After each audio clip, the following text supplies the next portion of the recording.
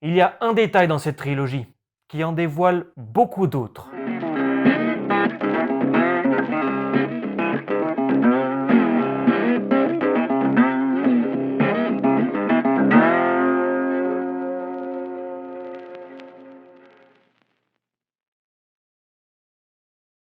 Pour Frodon.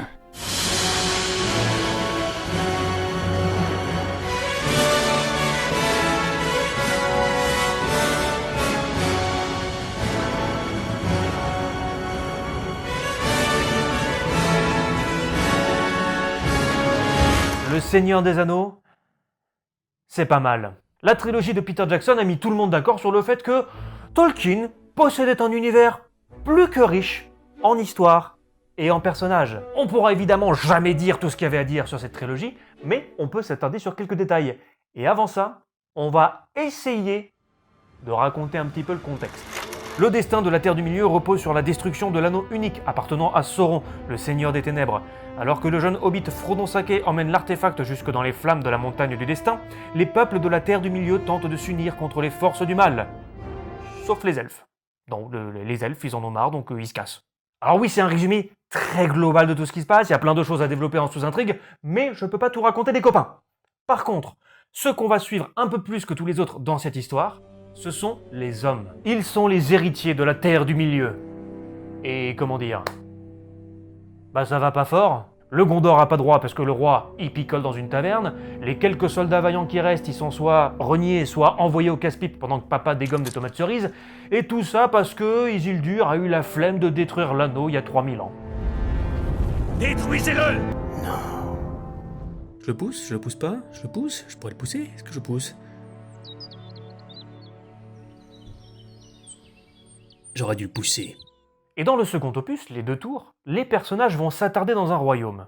Peut-être le royaume le plus fort et le plus faible de toute la Terre du Milieu.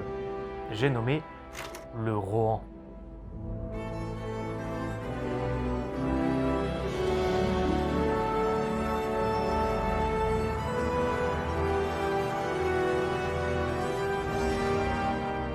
On découvre ce royaume en la personne du roi Théoden, alors sous l'emprise d'un sort jeté par le magicien corrompu Saruman. Arrive Gandalf, qui va libérer Théoden, ou devrais-je dire qui va aspirer Saruman, comme on aspire le poison d'une plaie. Et lorsqu'il revient à lui, Théoden va réaliser que sous l'emprise de ce sortilège, il a délaissé son royaume, renié Éomer, son neveu, ainsi qu'une partie de son armée, et il va prendre conscience de tout cela en apprenant une nouvelle tragique. Son fils, Théodred, est mort.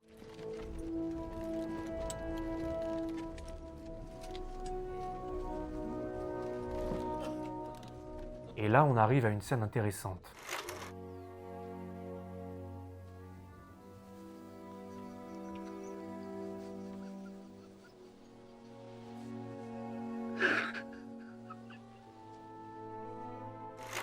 Vous savez, Le Seigneur des Anneaux, c'est un petit peu long. Il ne vous aura pas échappé que ce sont des livres réputés impossibles à adapter. Dans les 2 tours, on découvre Faramir, Gollum, les Ents, la Porte Noire, Grima, le Rohan, la bataille pour le gouffre de Helm, Arwen part pour Valinor, Gandalf le Gris ressuscite pour devenir Gandalf le Blanc, l'emprise de l'anneau se renforce sur Frodon, les Nazgûl ont des ailes et Sauron prépare une attaque imminente sur le Gondor. Du coup, est-ce qu'on n'aurait pas pu se passer de cette scène-là ? Dans cette scène, on présente un personnage qui est déjà mort, Théodred. On va passer la scène à l'enterrer, tout ça pour, entre guillemets, uniquement présenter le royaume du Rohan et son roi, Théoden. Cette scène est une lamentation. La faiblesse et la souffrance des hommes, c'est une thématique plus qu'importante dans les récits de Tolkien. Théoden est faible, accablé et en proie à un destin plus qu'injuste. Mais il y a au milieu de ce désespoir un plan. Et ce plan, c'est celui-là.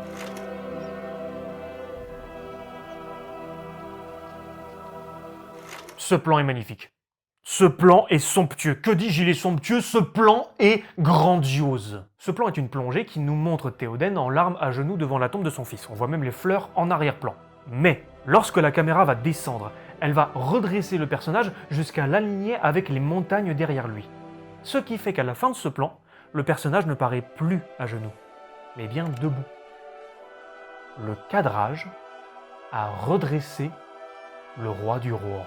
C'est un détail si simple, mais ce qu'il transmet, c'est quelque chose que vous pouvez retrouver dans toute la trilogie. Dans Le Seigneur des Anneaux, le mal domine. Il est ce qu'il y a de plus puissant en ce monde.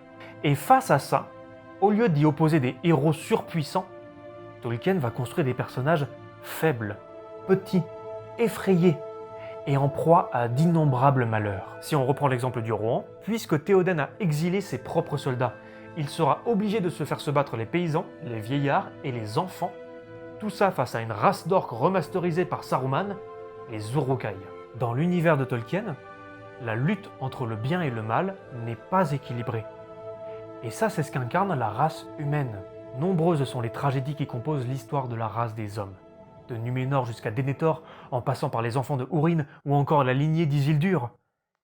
Et c'est parce qu'on nous les a montrés si faibles que leur victoire n'en devient que plus triomphante. Aragorn est le roi perdu, et pourtant il retrouvera sa couronne. Boromir succombera à la tentation de l'anneau, et pourtant il se repentira dans son sacrifice. Théoden est au pied de la tombe de son fils, et pourtant il est le roi du Rohan. Ce que les Seigneurs des Anneaux nous racontent, en un seul plan, c'est que la faiblesse des hommes sera la plus grande preuve de leur courage.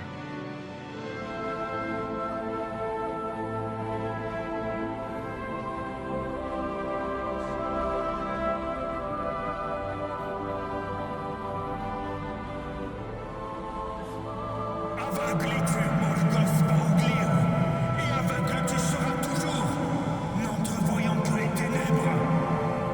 Tu ne sais pas ce qui gouverne le cœur des hommes.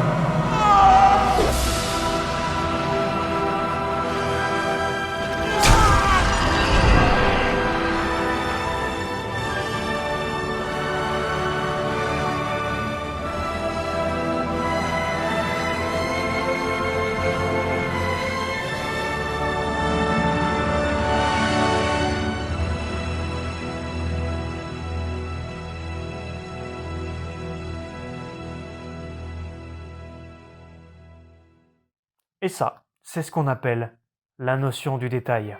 S'il y a d'autres détails que vous avez retenus dans ces films, partagez-le nous en commentaire. Vous pouvez vous abonner, me suivre sur les réseaux sociaux ou encore me soutenir sur Tipeee. C'était votre humble serviteur. À la prochaine.